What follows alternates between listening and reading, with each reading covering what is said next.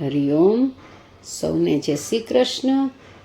આપણે ગયા પાઠમાં જોયું કે જ્યારે પોપટના બચ્ચાએ અરણીદેવીના ગર્ભમાં પ્રવેશ કર્યો ત્યારે તેણે પોપટનું એટલે કે સૂકનું શરીર છોડીને અરણીદેવીના ગર્ભમાં સૂક્ષ્મ સ્વરૂપે પ્રવેશ કર્યો હતો, જેમને આપણે સુખ પરથી સુખદેવજી તરીકે ઓળખીએ છીએ.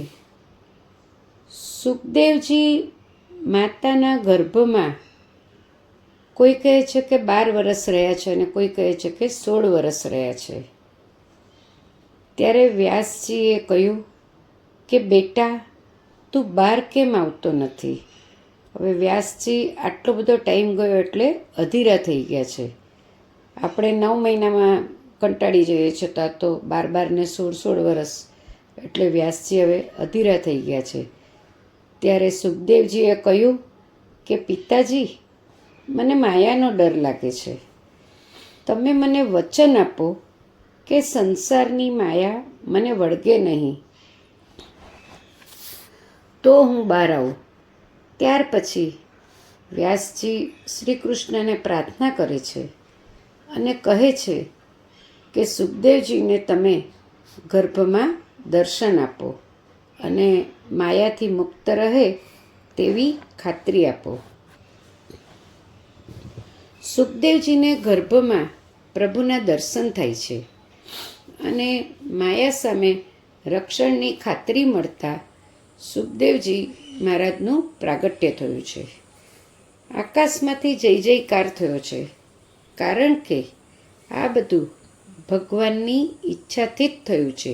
એટલે ભગવાનની કોઈ પણ રચનામાં શંકા કુશંકા ન કરવી, આ બધી જ પરમાત્માની લીલા છે. ભગવાન કંઈ પણ કરી શકવાને સમર્થ છે. વ્યાસજીને આનંદ થઈ ગયો છે. સુખદેવજી જન્મતાની સાથે જ કિશોર વયના હતા, એટલે યંગ એજના હતા. દેખાવમાં તેજસ્વી, જાણે સાક્ષાત સૂર્યનારાયણ. સુખદેવજીને 16 વર્ષના જોતાં જ પિતાને થયું કે હું મારા પુત્રને જનોઈ અપાવી દઉં. બ્રાહ્મણને બોલાવી જનોઈ વિધિ શરૂ કરે છે. બ્રાહ્મણોના કહેવાથી વ્યાસજી સુખદેવજીના ગળામાં જનોઈ પહેરાવા જાય છે. ત્યારે સુખદેવજીએ જનોઈ ઝૂંટવી લીધી અને કીધું કે પિતાજી, તમે મને આપેલા વચનનો ભંગ કર્યો છે. પિતાજી, યજ્ઞોપવિત એ સંસ્કાર છે. સંસ્કાર કોને આપવા પડે? જેના જીવનમાં અશુદ્ધિ છે, જેના જીવનમાં વિકાર છે, એને શુદ્ધ કરવા સંસ્કાર આપવા પડે. પરંતુ પિતાજી, મારા જીવનમાં કોઈ અશુદ્ધિ નથી, મારા મનમાં કોઈ વિકાર નથી, મારું જીવન અણિશુદ્ધ છે. તેથી મારે કોઈ સંસ્કારની જરૂર નથી. જન્મતાની સાથે મા બાપ અને ઘર છોડી દીધું અને કમંડળ લઈ હિમાલયની કેડી ઉપર દોડવા લાગ્યા. ઘરડો બાપ દીકરાની પાછળ દોડે છે અને બૂમો પાડે છે, હે બેટા, હે બેટા, તું પાછો આવ, પાછો આવ. સુખદેવજી યોગી પુરુષ હતા. તેમણે વૃક્ષોમાં પ્રવેશ કર્યો. યોગી જળ ચેતન બધામાં પ્રવેશ કરી શકે. ત્યારે વ્યાસજી બૂમ પાડે છે, હે બેટા. ત્યારે સુખદેવજી પણ વૃક્ષમાંથી બોલે છે, હે બેટા.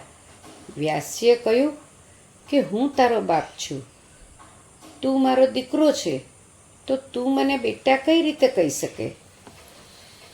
સુખદેવજીએ કહ્યું, પિતાજી, આ જ તમારું અજ્ઞાન છે કે તમે મને તમારો દીકરો માનો છો.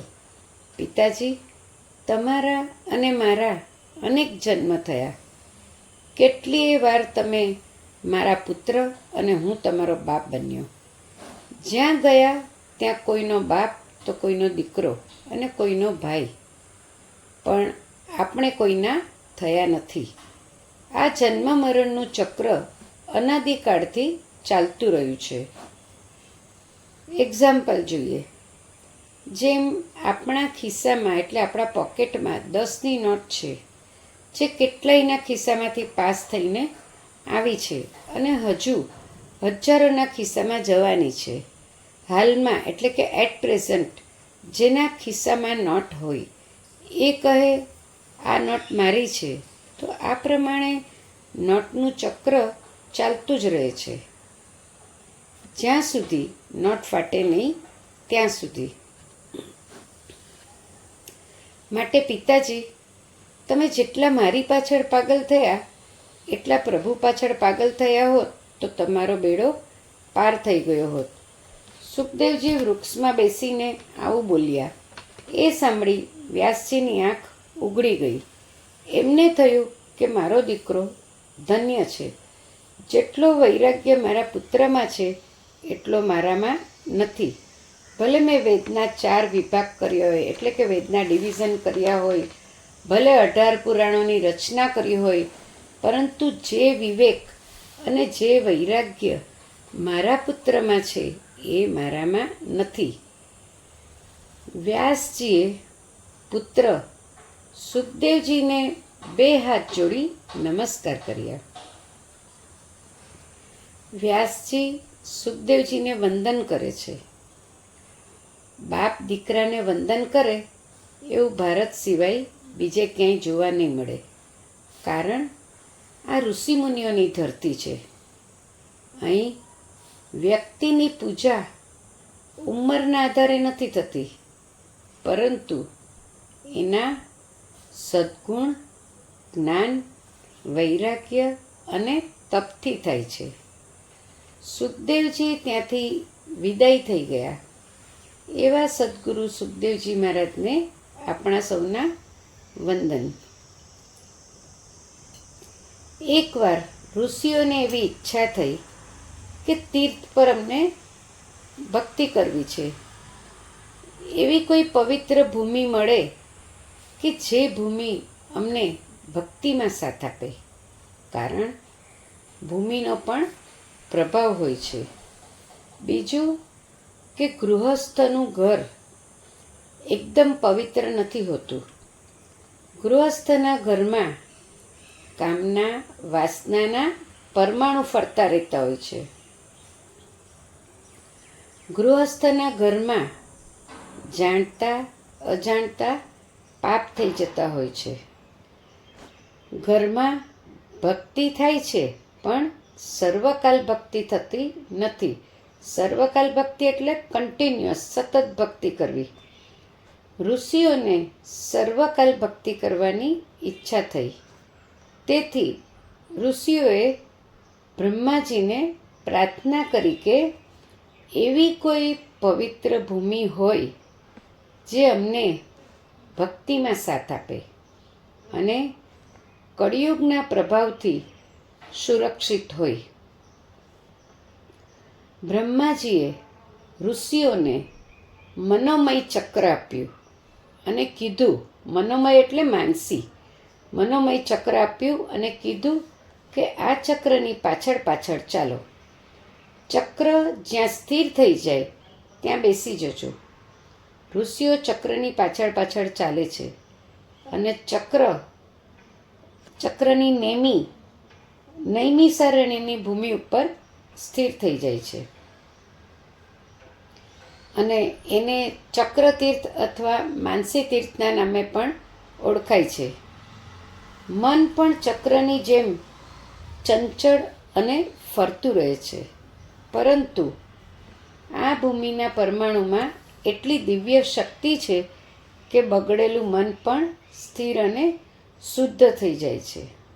એવો અનુભવ ઋષિઓને પણ થયો છે. 7 અરણ્યમાંથી નૈમિષારણ્ય સર્વશ્રેષ્ઠ છે. 7 અરણ્ય એટલે કે જંગલ, વન, એને આપણે અરણ્ય કહીએ છીએ.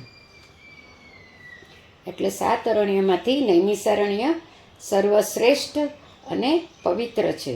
તેથી ઋષિઓ અહીં સ્થિર થયા છે. જે જગ્યા પર બેસીને તપ કરવાનું હોય, ત્યાગ કરવાનો હોય, એને નૈમિષારણ્ય કહેવાય. નિમેષ એટલે આંખનો પલકારો. જ્યાં પ્રભુની કથા શ્રવણ કરતાં કરતાં એટલી બધી એકાગ્રતા થઈ જાય કે શ્રોતા અને વક્તા બંનેના આંખના પલકારા અટકી જાય. બધા મહાત્માઓ આ પવિત્ર ભૂમિ પર પોતાના આશ્રમ સ્થાપિત કરી સૌનક ઋષિના નેતૃત્વ હેઠળ 88,000 એટલે કે 88,000 ઋષિઓ 1000 વર્ષનો એક મહાન સત્રયજ્ઞ આદરીને બેઠા છે. ત્યારે સૂતજીએ 18 પુરાણો અને મહાભારતની કથા નૈમિષારણ્યમાં સંભળાવી હતી. બધા મહાત્માઓ આ પવિત્ર ભૂમિ પર બેસી ધ્યાન ધરવા લાગ્યા. ઋષિઓએ બ્રહ્મસત્ર ચાલુ કર્યું છે. યજ્ઞ અને બ્રહ્મસત્ર બંને જુદા છે. બ્રહ્મસત્રમાં બધાને સરખું ફળ મળે. ભાગવતની કથા જ્ઞાન સત્ર છે. કથામાં જેટલા બેઠા હોય બધાને સરખું જ ફળ મળે.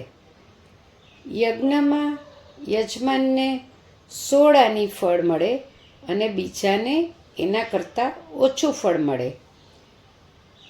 યજમાન સંકલ્પ કરે છે અને યજમાન બ્રાહ્મણને દક્ષિણા આપે છે અને યજમાન બીજા પણ ખર્ચા કરતા હોય છે. એટલે એને 16 આની ફળ મળે છે અને જે સેવા કરે એને એની સેવા અનુસાર ફળ મળે છે. બ્રહ્મસત્રમાં બધા જ યજમાન, જ્યારે યજ્ઞમાં એક જ યજમાન હોય છે. જ્યાં ફળમાં સમાનતા હોય એ સત્ર કહેવાય અને ફળમાં વિષમતા હોય એને યજ્ઞ કહેવાય. આ ભૂમિ એટલે કે નૈમિષારણ્ય. આ ભૂમિ જ્ઞાન, તપસ્યા અને યજ્ઞની આદિ ભૂમિ છે. આદિ એટલે પહેલેથી જ. એમ રામજીએ અશ્વમેઘ યજ્ઞ અહીં જ પૂરો કર્યો હતો. લવકુશ અને વાલ્મીકી ઋષિ પણ અહીં જ મળ્યા હતા. સત્યનારાયણ કથાની શરૂઆત પણ અહીંથી જ થઈ હતી. યુધિષ્ઠિર અને અર્જુન પણ અહીં આવ્યા હતા. વેદવ્યાસજીએ અહીં વેદોને 4 ભાગમાં વિભાજિત કર્યા હતા, એટલે કે ડિવાઈડ કર્યા હતા. નૈમિષારણ્યના ઝાડવાઓ પણ નારાયણનું સ્વરૂપ છે. માન્યતા છે કે કળિયુગના અંતમાં જ્યારે આખી પૃથ્વીનો વિનાશ કે પ્રલય થશે તો પણ નૈમિષારણ્ય પવિત્ર અને પ્રલયના પ્રભાવથી મુક્ત રહેશે. બધા ઋષિઓ બેઠા છે ત્યારે ઋષિઓના યજ્ઞમાં સૂતજી પધાર્યા છે. સૂતજીનું સન્માન કર્યું છે અને ઋષિઓએ સૂતજીને સુંદર પ્રશ્ન કર્યો છે. એવા તો 6 પ્રશ્ન કર્યા છે, પરંતુ પહેલો પ્રશ્ન છે કે માનવનું કલ્યાણ કેવી રીતે થાય. તો હવે પછીની કથામાં આપણે આગળ જોઈશું. તમને સૌને મારો વિડીયો ગમ્યો હોય તો લાઈક, કમેન્ટ અને સબસ્ક્રાઈબ જરૂરથી કરજો, જેથી આવનારા વિડીયોના નોટિફિકેશન્સ તમને સૌને મળતા રહે. Thank you. સૌને જય શ્રી કૃષ્ણ. ફરી મળીશું નેક્સ્ટ પાર્ટમાં.